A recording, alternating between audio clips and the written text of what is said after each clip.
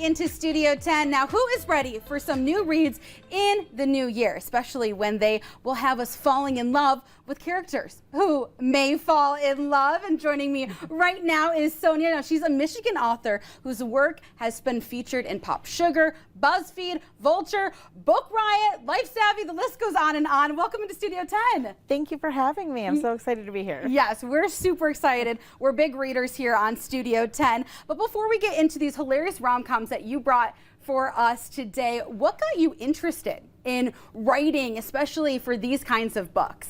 I think I've always wanted to be a writer, and it wasn't until I was actually a stay-at-home mom that I had time during the day when my daughter was napping, and I just started saying, you know, what if I spent a little bit of time just starting to write out a story, starting to write out characters, and it kind of just evolved from there. Oh my gosh, well, we're very lucky that it evolved from there because you have some great books. We're going to start off with Heartbreak for Hire. Now, this book sounds like, in my opinion, many women's fantasy, where your main character literally gets paid to give men who do us wrong a taste of their own medicine. So what made you want to write a book like that?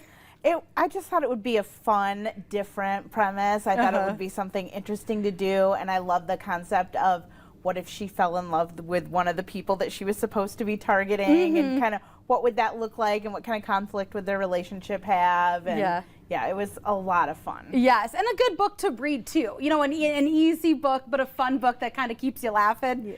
Yes, but you also brought Rent to Be. So first of all, I love play on words, so loving that, meant to be. But now this story is more kind of have like a millennial love story. What is this about? This is the Rent to Be one. This book is about a girl who can't afford her student loans and her rent at the same time, which is typical of a lot of millennials. Yeah, I don't want to be like relatable, but the original title of this book was actually Avocado Toast, and it was a play on like that sort of stereotype with millennials. But she ends up getting kicked out of her apartment, and she starts a house sitting business, so she'll have a place to live in the meantime. But she doesn't want to tell her parents what's really going on. And when her brother's best friend finds out, he says, I will keep your secret if you pretend to be my girlfriend at some of these corporate events I have to go to. Oh, I love it. And what happens when they pretend to fall in love?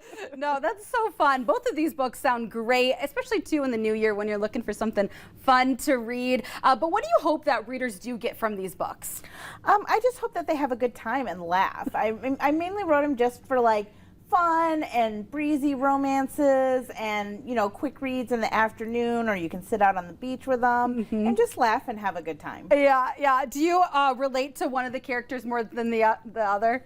Probably the character with the student loan debt, because I have been there. It's always fun when you can be like, oh, that is me. But it's good that it's like, this is happening in a book. It's not my real life. You can just have that escape right there. But we also have, we're going to put up the list of where you can find, you know, these are just a few of the books that you've written. So you can go onto our website and our socials to find out more about these books and where you can order them and get them.